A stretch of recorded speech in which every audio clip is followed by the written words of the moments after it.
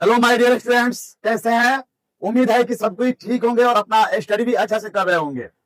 Exam प्रतिदिन निकट आते जा रहा है। अगर आप अभी तैयारी आपका नहीं है तो अभी से भी आप तैयारी में लग जाइए। ठीक है, अभी समय आपके पास 5 मंथ मिल जाएगा, इतना में अच्छा से तैयारी हो जाएगा। लेकिन कंटिन्यू पढ़ेंगे तो आज जो है ज्योग्राफी का चैप्टर नंबर 5, जो बिहार में कृषि और वन के बारे में हम लोग पढ़ेंगे। बिहार में कृषि का विस्तार जो है किस प्रकार है, कृषि का क्या महत्व है ना, और वन का क्या विस्तार है। तो आइए हम लोग शुरू करते हैं। आप ये जो है 5 नंबर चैप्टर देखेंगे। इससे पहले 4 वाला चैप्टर जो है परिवहन, व्यापार, परिवहन, संचार और व्यापार, उसका टोटली पार्ट 1, 2, 3 है। क्वेश्चन आंसर सब डाल दिए हैं, आप देख सकते हैं। तो आइए हम शुरू करते हैं। एक आपके लिए थोड़ा देखेंगे मोटिवेशनल के लिए क्या है।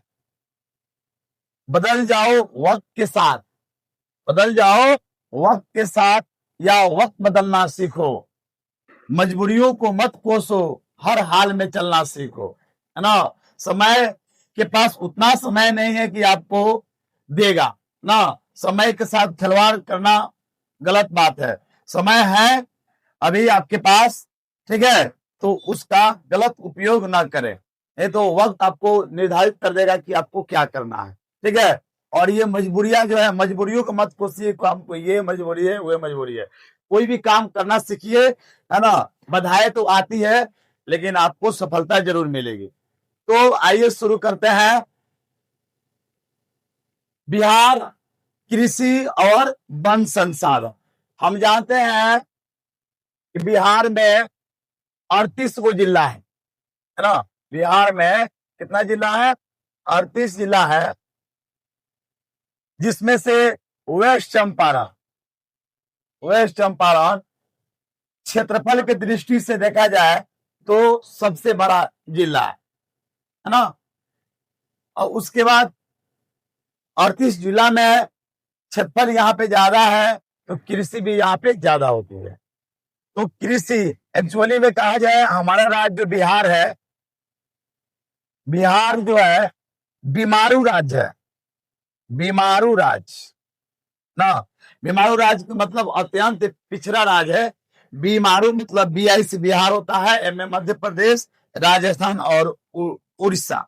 ठीक है, ये जो है इसका विकास करना बहुत मतलब जरूरी है। जब तक बिहार मैंने बीमारू राज्यों के विकास नहीं होगा। यहाँ पर हमारे APJ अब्दुल कलाम भी बोले थे कि बिहार के विकास के बिना भारत के विकास संभव नहीं है। इसलिए बिहार के विकास करना जरूरी है। यहाँ पे आपको, है ना, साक्षरता दर बहुत कम है, दर बहुत कम है, इसमें सुधार लाना जरूरी है। तो आइए आगे देखते हैं आपका चैप्टर क्या कह रहा है। बिहार कृषि और वन संसाधन, एग्रीकल्चर एंड फॉरेस्ट रिसोर्स, यही आपका फर्स्ट पॉइंट है। देखेंगे हमारा बिहार जो है एक कृषि प्रधान राज्य है। बिहार जो है कृषि प्रधान राज्य है। यहाँ के 80% आबादी जो है कृषि कार्य में लगे हुए हैं। 80% आबादी जो है किस काम में लगे हुए हैं? कृषि कार्य में लगे हुए हैं। ठीक है, झारखंड जब अलग हो गया, झारखंड बिहार से अलग हुआ 15 नवंबर 2000 को, जब बिहार से झारखंड अलग हुआ तो बहुत सारे जो औद्योगिक केंद्र था, औद्योगिक क्षेत्र था, वह झारखंड में चला गया, जिसकी वजह से बिहार के लोगों को कृषि पर निर्भर होना पड़ा, कृषि पर निर्भर होना पड़ा। आइए देखते हैं 1990-91 में यहाँ पे 48.88% भूमि पर कृषि की जाती थी। लेकिन यही 2005-06 में बढ़कर 59.37% हो गया। बिहार में मुख्य रूप से 4 प्रकार, ठीक है, यहाँ फिर पॉइंट समझिए। 1990-91 में कितना था? 48.8% कृषि कार्य था। लेकिन यही जब झारखंड अलग हुआ तो कृषि के मांग जो है कृषि क्षेत्र में विस्तारित हुआ और आपको ये बढ़कर कितना हो गया? 59.3% हो गया। तो यह है बिहार की दशा। आइए अब देखते हैं बिहार में मुख्य रूप से 4 प्रकार की फसलें उगाई जाती है। कितने प्रकार के? 4 प्रकार के फसलें उगाई जाती है। आइए हम समझते हैं एक एक करके कौन कौन सी फसलें उगाई जाती है। ठीक है, ये 4 फसल में आपको फर्स्ट जो है भदई फसल नाम सुने होंगे, है ना। अगहनी, रबी और गर्मा, ये 4 प्रकार के फसलें अपना बिहार में उगाई जाती है और उत्पादन होता है। ऐसा आपसे पूछा जाए कि मौसम के आधार पर फसल को कितने भागों में बांटा गया है, तो 3 ही भागों में बांटा गया है। आप पढ़े होंगे खरीफ फसल, रबी फसल और एक जायद फसल। ठीक है, लेकिन अपने बिहार में 4 प्रकार की फसल जो है उगाई जाती है, भदई, अगहनी, रबी और गर्मा। ठीक है, तो आपको याद रहेगा, बोलिए। ठीक है, आगे बढ़ते हैं। इन 4 फसल में आप देखेंगे भदई फसल के बारे में ना, यह फसल जो है, इस फसल की बुआई जो है कब करते हैं? मई जून में करते हैं। मई जून में बुआई करते हैं और अगस्त सितंबर में काट लेते हैं। जैसे कि धान हो गया, है ना, ज्वार हो गया, बजरा हो गया, मकई, अतिरिक्त जूट भी है और विभिन्न प्रकार के सब्जियां की भी खेती इसके अंतर्गत की जाती है। तो ये जो है मई जून में बुआई करके सितंबर अक्टूबर में काट लेते हैं, तो उसे हम क्या कहेंगे? भदई फसल कहेंगे। भदई फसल के बाद अब आपको पढ़ना है अगहनी फसल। अगहनी फसल जो है इसे विंटर क्रॉप्स भी बोलते हैं। ये फसल जो है बिहार की सबसे महत्वपूर्ण फसल है। आधी से अधिक भूमि पर अगहनी ही फसल उगाई जाती है ना। यह इस फसल को हम खरीफ फसल भी कहते हैं। ठीक है, यहाँ पे इसको मध्य जून से लेकर जून जुलाई में लगाते हैं और नवंबर दिसंबर में काट लेते हैं। जैसे कि धान हो गया, ज्वार हो गया, बजरा हो गया, अरहर हो गया, गन्ना हो गया, ये सभी जो फसल है ना, इसे हम अगहनी फसल कहते हैं। अगहनी फसल को हम खरीफ फसल भी कहते हैं। याद रखेंगे, अगहनी फसल को क्या कहते हैं? खरीफ फसल भी कहते हैं। तो ये हो गया भदई और 2 नंबर में हो गया अगहनी फसल। 3rd नंबर में देखे हैं रबी फसल है। तो रबी फसल जो है, इस फसल को अक्टूबर नवंबर में लगाया जाता है और मार्च अप्रैल में काट लिया जाता है। जैसे गेहूं हो गया, जौ, दलहन हो गया, तिलहन हो गया, चना हो गया, ये सब जो है ना, इस सबको हम रबी फसल कहते हैं। ठीक है, कब लगाएंगे? अक्टूबर नवंबर में लगाते हैं और मार्च अप्रैल में काट लेते हैं। ठीक है, तो इस प्रकार की फसल को हम रबी फसल कहते हैं। ठीक है, अक्टूबर नवंबर में लगाते हैं और मार्च अप्रैल में काट लेते हैं। उसके बाद है गर्मा फसल। ये जो है ना, गर्मी की ही सीजन में लगाया जाता है। इसे समर है ना फसल कहते हैं। इस फसल को गर्मी के दिनों में मौसम में लगाया जाता है, मतलब मार्च अप्रैल में लगाएंगे, है ना, और जून जुलाई में काट लेंगे। इस प्रकार को हम गर्मा, जैसे धान वगैरह होता है और विभिन्न प्रकार की सब्जियां उगाई जाती है, जैसे कि परवल हो गया ना, भिंडी हो गया, बैगन हो गया, तो ये सब जो है मार्च अप्रैल में लगाकर मतलब बरसात आते आते काट लेते हैं। तो ऐसे फसल को हम क्या कहते हैं? गर्मा फसल कहते हैं। ठीक है, तो इस तरह से आपको 4 प्रकार के फसल देखने को मिला। अब है बिहार के प्रमुख खदान फसल। बिहार के प्रमुख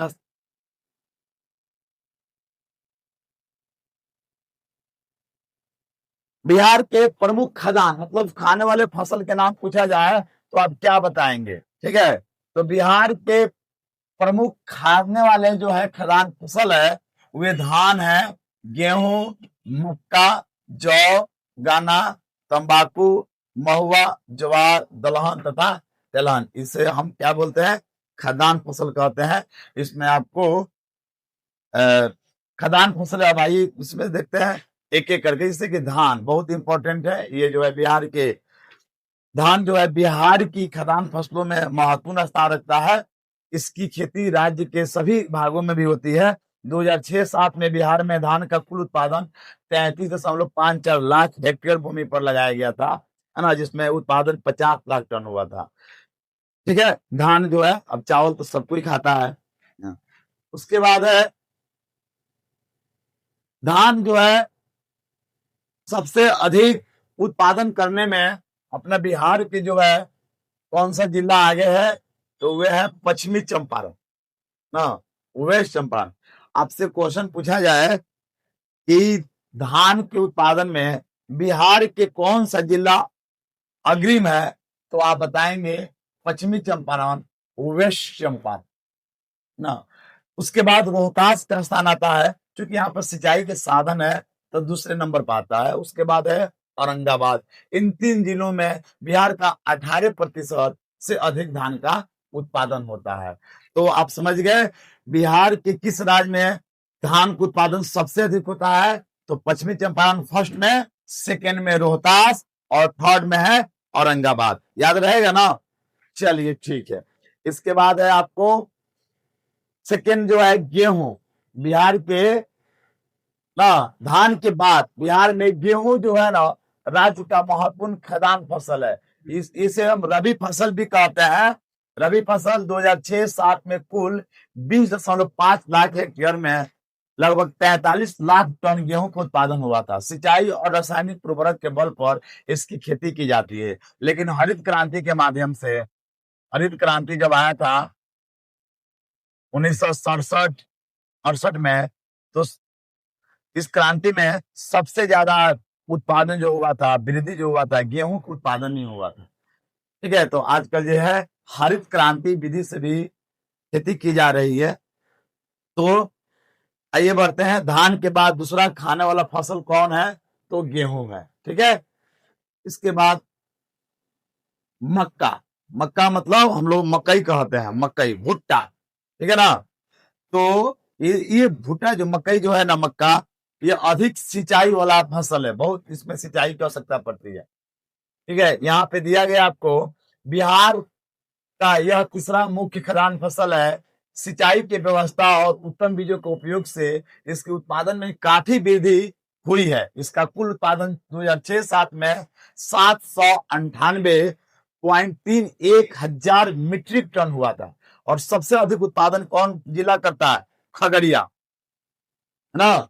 खगड़िया में मक्का का उत्पादन सबसे अधिक होता है। और दूसरा तीसरा स्थान पर है समस्तीपुर और बेगूसराय।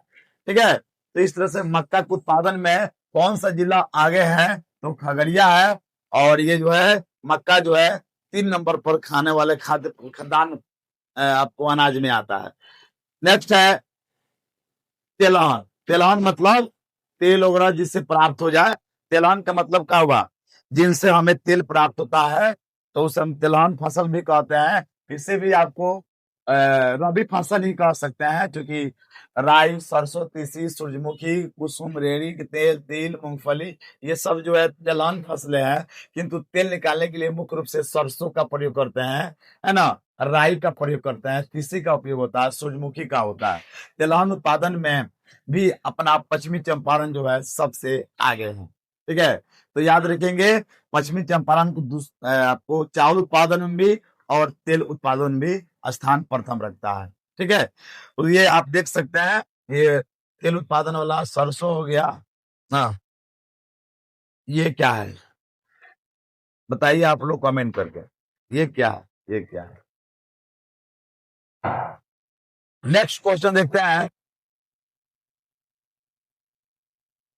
दलहन। दलहन मतलब जिस दाल वगैरह प्राप्त हो जाए, दलहन, जैसे कि चना हो गया। बिहार में दलहन फसलों में चना हो गया, मसूर, खेसारी, मटर, मूंग, अरहर, उड़द तथा कुर्थी प्रमुख है। दाल वगैरह खाने से प्रोटीन मिलती है। ठीक है ना। इनमें से चना जो मसूर, खेसारी, मटर, गरमा, मूंग वगैरह जो रबी दलहन की फसलें हैं, जबकि अरहर, मूंग खरीफ जो है खरीफ फसल है। 2006-07 इसमें बिहार में रबी दलहन की खेती इतना हेक्टेयर हुआ, मतलब 519.6 हजार हेक्टेयर भूमि में की गई थी। और कुल पैदावार 372 हजार मीट्रिक टन हुआ था। दलहन उत्पादन में पटना आगे है ना, पटना जिला जो है आगे है, जबकि औरंगाबाद और कैमूर जो है दूसरा स्थान पर है और तीसरा स्थान पे है। तो दलहन में अपना चंपारण का स्थान नहीं है। ठीक है, दाल अगर हम लोग अधिकांश दाल जो है मसूर ना, और उसके बाद चना, उसके बाद अरहर, है ना। मूंग जो है मरीजी को दिया जाता है, मूंग के दाल। ठीक है, हम लोग यूज नहीं करते हैं। ठीक है, आगे बढ़ते हैं। 5 नंबर देखते हैं। अब नहीं, अब बिहार में व्यापारिक फसलें उगाए जाने लगी। व्यापारिक का मतलब है बेचने, बेचकर आप पैसा, है ना, कमाने के उद्देश्य से जो फसल लगाई जाती है उसे हम व्यापारिक फसल कहते हैं। जैसे यहाँ पे देख लेंगे, गन्ना हो गया, कपास हो गया, जूट हो गया, ठीक है। तो ये सबको हम क्या कहते हैं? व्यवसायिक फसलें कहते हैं। तो व्यवसायिक फसल आपसे चर्चा की जाए तो 1 नंबर पर आता है गन्ना का। 1 नंबर पे किसका आता है? गन्ना आता है। हमारे राज्य में गन्ना का प्रति हेक्टेयर उत्पादन बहुत कम है। यहाँ के उत्तरी पश्चिमी भाग में इसकी खेती प्रमुखता से होती है। जैसे गंडक हो गया, बागमती, कमला हो गया तथा घाघरा नदियों के दोआब जो क्षारण होता है, दोआब प्रमुख उत्पादक क्षेत्र है। ठीक है। 2006-7 में 117,000 हेक्टेयर भूमि पर गन्ना की खेती की गई थी, जिसका उत्पादन 5338 से 1000 मीट्रिक टन हुआ। विगत कई वर्षों से गन्ना के उत्पादन में वृद्धि हो रही है। गन्ने के उत्पादन में पश्चिमी चंपारण ही ऐसा राज्य है जो आगे है। इस तरह से आपको 3 मामले में पश्चिमी चंपारण आगे है, चावल उत्पादन में, है ना, तेल उत्पादन में और गन्ना उत्पादन में। जबकि दूसरे स्थान और तीसरे पर आपको क्या क्या मिल जाएगा? गोपालगंज मिल जाएगा और ये पूर्वी चंपारण जिला मिल जाएगा। तो यह है गन्ना। आपसे पूछा जाए व्यवसायिक फसल के नाम बताए तो क्या बताएंगे? गन्ना, जूट, कपास, ठीक है। आगे बढ़ते हैं, नेक्स्ट देख लेते हैं आपको जूट। जूट का उपयोग क्या होता है? तो जूट जो बोरा होता है ना, नहीं बोलते हैं चट्टी के बोरा हो गया, चट्टी के बोरा, है ना, चाहे रस्सी वगैरह होता है। अब तो ये सब लाइलॉन वगैरह की रस्सी आ गया सब, तो जूट का महत्व कम होते जा रहा है, ठीक है। लेकिन जूट जो है यहाँ पर इसे हम अपने बोलचाल में फटुआ भी कहते हैं, फटुआ, ठीक है। तो जूट के उत्पादन में बिहार के उत्तर पूर्वी जिले में मतलब ज्यादा होता है, क्योंकि यहाँ अधिक वर्षा वाला ये क्षेत्र होता है और यहाँ जूट उत्पादन के लिए उपयुक्त है। संपूर्ण देश का 8% जूट उत्पादन बिहार करता है। बिहार करता है। बिहार पूरे भारत में जितना जूट उत्पादन होता है उसका 8% करता है। जूट का उपयोग बता सकते हैं आप लोग, जूट का उपयोग कहाँ करते हैं? तो आप देख लेंगे, बोरा बनाने में होता है, रस्सी बनाने में होता है, कालीन वगैरह बहुत सारे सामान बनाने में जूट का प्रयोग होता है इसको रेशे से। इसके बाद 3rd नंबर में देखा जाए तो ये तंबाकू, ये भी व्यापार मतलब व्यावसायिक फसल में ही आता है। तंबाकू अभी तो वैशाली जिला में इसका उत्पादन ज्यादा होता है। तंबाकू उत्पादन में बिहार का भारत में 6ठा स्थान है ना। बिहार का भारत में कौन सा स्थान है? 6ठा स्थान है। इसकी खेती के लिए गंगा का दियारा क्षेत्र सबसे उपयुक्त माना जाता है। समस्तीपुर और वैशाली जिला इसके लिए प्रसिद्ध है। मतलब वैशाली और समस्तीपुर में बिहार में सबसे अधिक इसका उत्पादन करता है। इसके अलावा दरभंगा, पटना, भागलपुर, मुंगेर और मुजफ्फरपुर भी है, ठीक है। तंबाकू खेती इन जिलों में लगभग 144 हेक्टेयर हजार क्षेत्र में 16,140 मीट्रिक टन तंबाकू का उत्पन्न होता है। तो तंबाकू के उत्पादन में कौन सा स्थान है? तो किस जिला का स्थान प्रथम है? तो वैशाली, और दूसरे स्थान पर है समस्तीपुर, ठीक है। तंबाकू जो है ना इस तरह से बनता है। तंबाकू का पौधा हो गया, इसका पत्ता को सुखा दिया जाता है, उसके बाद विभिन्न प्रकार के स्मोकिंग पदार्थ जैसे में यूज किया जाता है। इससे भी इसके पत्ता को मतलब बहुत कीमती होता है ना। 200, 250, 300, 500 रुपए किलो तक बिकता है। चलिए अब आएंगे बिहार में सब्जियों के बारे में पूछा जाए कि कौन कौन सी सब्जियां उगाई जाती है। तो सब्जियों में देखा जाए तो फल और मसाले, मतलब बिहार में सब्जियां और फल और मसाले के बारे में कुछ जान लिया जाए तो बिहार में सब्जियों के अंतर्गत आलू क्या आएगा? आलू, है ना, प्याज, भिंडी, परवल, है ना, लौकी, पालक, लाल साग देखे आप लोग, गेनहरी के साग बोलते हैं, है ना, लोबिया, फूल गोभी, ये क्या है? पटल, पत्ता गोभी आदि की खेती की जाती है। इनमें से आलू जो है ना सबसे प्रमुख सब्जी ही है, सबसे प्रमुख सब्जी है, क्योंकि सभी सब्जियों से मेल मिलाप कर लेता है ना।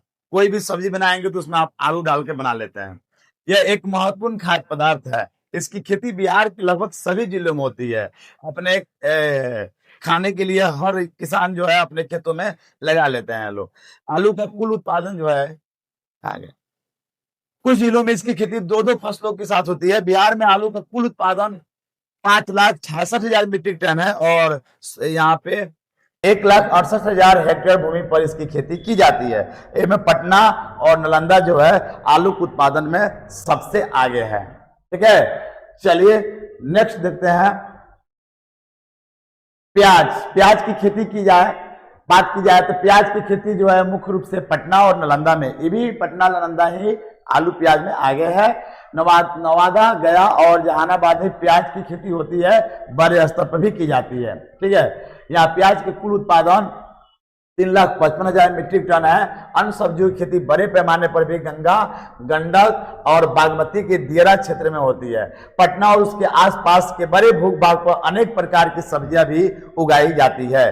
तो बिहार में ये सब भी फसल जो सब्जी है सब मतलब लगभग सब सब्जियां हम लोग उत्पादन कर लेते हैं। अब मिर्च के बारे में आ जाए। मिर्च जो है ना रक्तचाप को संतुलित रखती है, मिर्च सबको खाना चाहिए, है ना। मिर्च की खेती जो है दियरा क्षेत्र में, गंगा के दियरा क्षेत्र में और उसके दोनों किनारे पर बृहद पैमाने पर, बड़े पैमाने पर की जाती है। बिहार में अन्य मसालों जैसे हल्दी, अदरक, धनिया, सौंफ और लहसुन की भी खेती बिहार में की जाती है, गंगा के दियरा क्षेत्र में। ठीक है, तो आप ये अभी मरचा हो गया। इसके बाद आप आ जाइए बिहार की कृषि समस्या पर हम लोग चर्चा करेंगे। बिहार में कौन कौन से फसलें उगाई जाती है और कौन से नहीं, किसका स्थान कितना है, ये तो आप समझ गए। और बिहार की कृषि समस्या क्या है, प्रॉब्लम क्या है, problem of the agriculture in the Bihar. ठीक है, तो कहा जाए कि बिहार की 90% आबादी देहात में रहती है ना।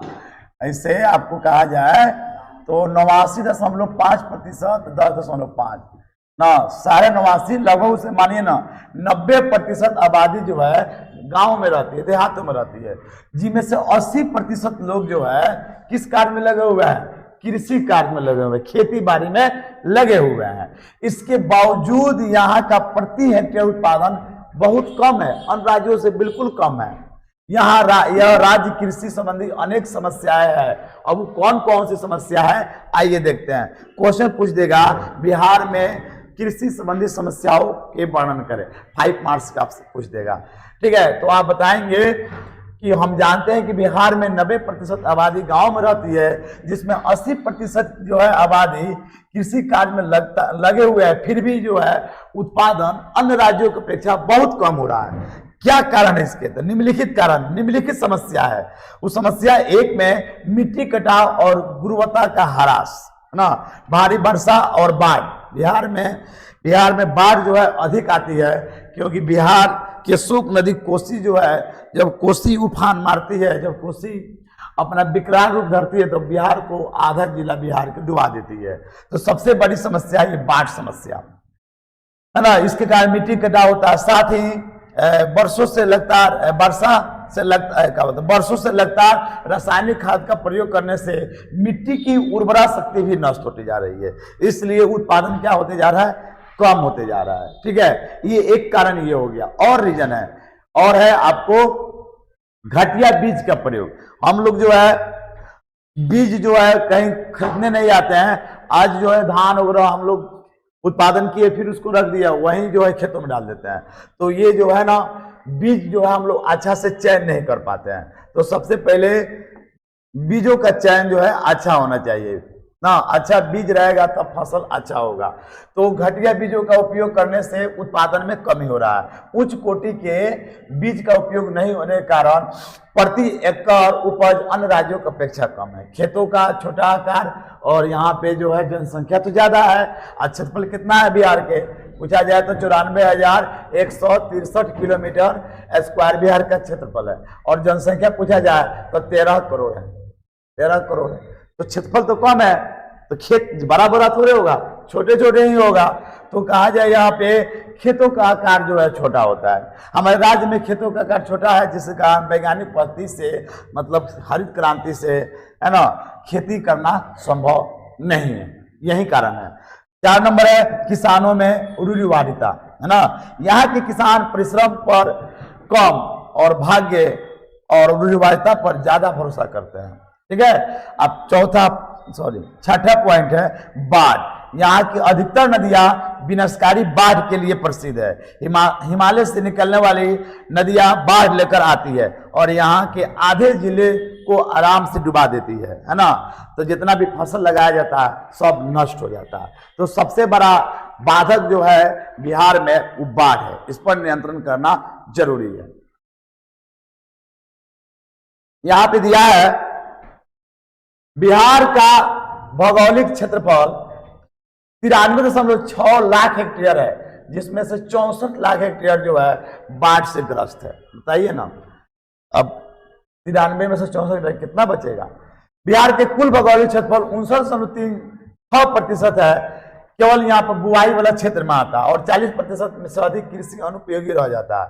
बिहार के 9.41 लाख हेक्टेयर भूमि पर जल जमाव हमेशा रहता है।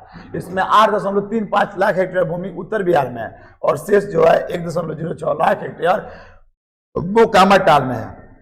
बिहार देश के तीसरा बड़ा सब्जी उत्पादक राज्य है। बिहार देश के सबसे बड़ा अमरूद और लीची के उत्पादन में बिहार का स्थान है। लीची कहाँ, मुजफ्फरपुर में ज्यादा होता है। और बिहार में आपको भारत में आपको बिहार में यहाँ पर आपको काटना होगा। बिहार देश तीसरा बड़ा सब्जी उत्पादक राज्य है और बिहार देश का सबसे बड़ा अमरूद और लीची उत्पादन में अपना स्थान रखता है। लीची उत्पादन बिहार में सबसे ज्यादा कहाँ होता है, तो मुजफ्फरपुर में। केला का उत्पादन सबसे ज्यादा कहाँ होता है, तो हाजीपुर में। ठीक है। और मोटे अनाज के नाम पूछा जाए, मोटे अनाज में कौन कौन सा आप बताएंगे, तो मोटे अनाज में आपको महुआ, मिलेट, ज्वार और बाजरा आता है। यहाँ पे देख लेंगे, ये महुआ है ना, ये आपको मिलेट, ज्वार है ना, आपको दिया गया है। इसमें जो है इसकी खेती 2006-07 में 46.71 हजार हेक्टेयर में हुई और कुल उत्पादन 45.07 हजार मीट्रिक टन हुआ। मधुबनी जिला जो है ना मोटे अनाज के उत्पादन में प्रथम स्थान रखता है। मतलब महुआ, मिलेट, ज्वार, बाजरा के उत्पादन में मधुबनी का प्रथम स्थान है। ठीक है, नेक्स्ट आगे देखते हैं। अब जल संसाधन की बात की जाए, बिहार में जल संसाधन, जल के स्रोत जैसे कृषि वगैरह जो है किस तरह से की जाती है, वर्षा पर निर्भर है या और कुछ पर निर्भर है।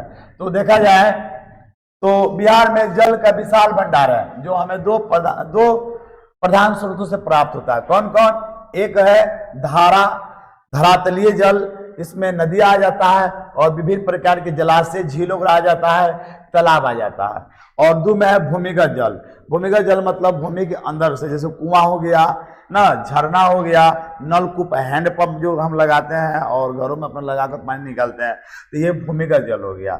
यहाँ पे थोड़ा ध्यान दीजिएगा, कह रहा है कि बिहार में जल संसाधन का उपयोग मुख्य रूप से सिंचाई, गृह कार्य, औद्योगिक संस्थानों में होती है। लेकिन वर्तमान में 95% से अधिक जल संसाधन का उपयोग सिंचाई में हो रहा है। खेतों में पानी उपलब्ध कराने की प्रक्रिया को सिंचाई कहते हैं। बढ़ती जनसंख्या के लिए अन्य उत्पादन बढ़ाने के लिए भी सिंचाई जरूरी है। बिहार में सिंचाई के मुख्य साधनों में नहर विकसित किया गया है ना। नहर है, कुआं है, नलकूप है, तालाब है, अरहर, पाइन, ये सब जो है सिंचाई के साधन हैं। ठीक है, तो आइए देखते हैं और नेक्स्ट इसके बारे में।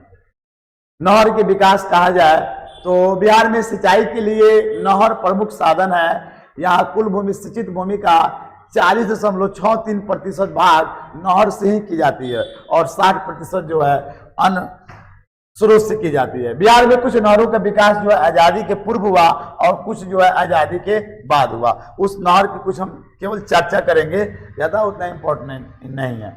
आजादी के बाद कौन कौन से नहर विकसित हुआ, तो कोसी, नाम सुने होंगे, कोसी नहर। आजादी के बाद ये विकसित होने वाले कोसी नदी जो है नहर है, ये कोसी नदी पर भारत नेपाल सीमा पर यानी सुपौल जिला में आपको हनुमान नगर के पास बांध बनाकर दो नहरें निकाली गई। पूर्वी कोसी किनारे पर पूर्वी कोसी नहर और पश्चिमी किनारे पर पश्चिमी कोसी नहर नाम दिया गया।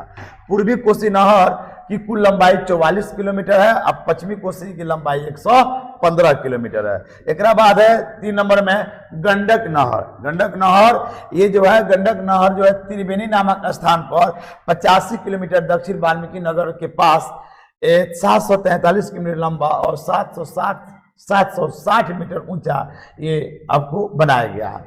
ठीक है, और है देख लेते हैं, और सारे हैं लेकिन हम नहीं लिए हैं, यहाँ पर 2 ही इंपॉर्टेंट है ले लिए हैं।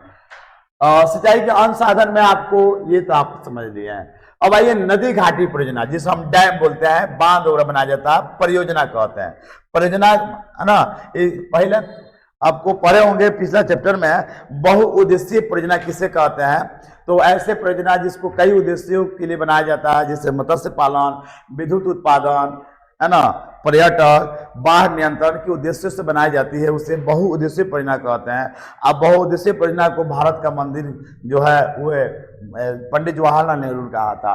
तो डैम बनाकर, है ना, कुछ जो है पानी को नहर के द्वारा भेज दिया जाता है और वहाँ पे विद्युत का उत्पादन भी होता है और देखने में अट्रैक्टिव भी लगता है। चलिए, तो कुछ नदी घाटी परियोजना है, इनके बारे में देख लिया जाए। तो नदी घाटी परियोजना में आपको 1 में मिलेगा सोन नदी घाटी परियोजना, 2 में आपको गंडक नदी घाटी परियोजना, 3 में मिलेगा कोसी नदी घाटी परियोजना। और इसके अलावा भी और परियोजना है, दुर्गावती जलाशय परियोजना, चंदन बहुआ परियोजना, है ना, बागमती परियोजना और बरनार जलाशय परियोजना। लेकिन आपको ये मुख्य रूप से 3 है, इसे आपको याद रखना है। ठीक है, बिहार में कितने परियोजना है, तो 3 ही है, सोन, गंडक और कोसी। ठीक है, आगे बढ़ते हैं। छठ,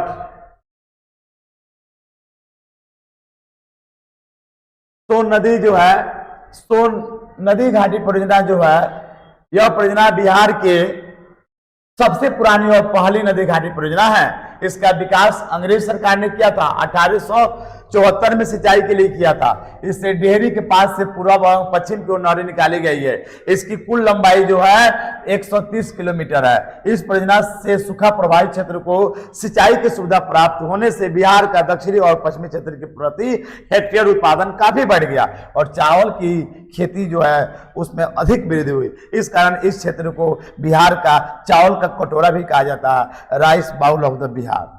ठीक है, दक्षिण पश्चिमी क्षेत्र को बिहार के चावल का कटोरा भी कहा जाता है।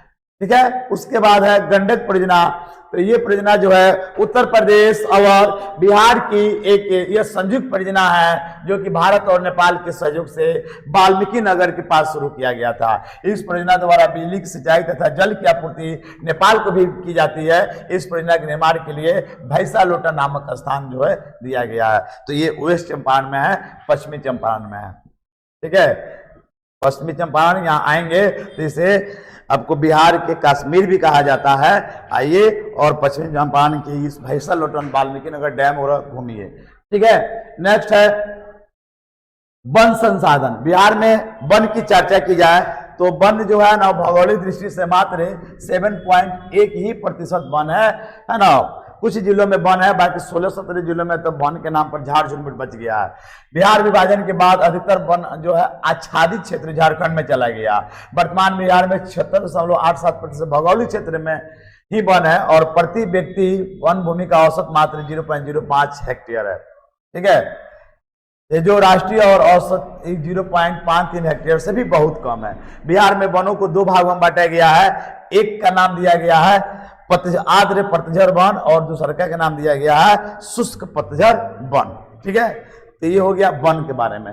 उसके बाद है आर्द्र पतझड़ वन के बारे में बताइए ना। तो इस प्रकार के वन जो है दक्षिण पहाड़ी क्षेत्रों और उत्तर पश्चिमी भागों में पाए जाते हैं। सुमेश्वर दून शिवालिक क्षेत्र में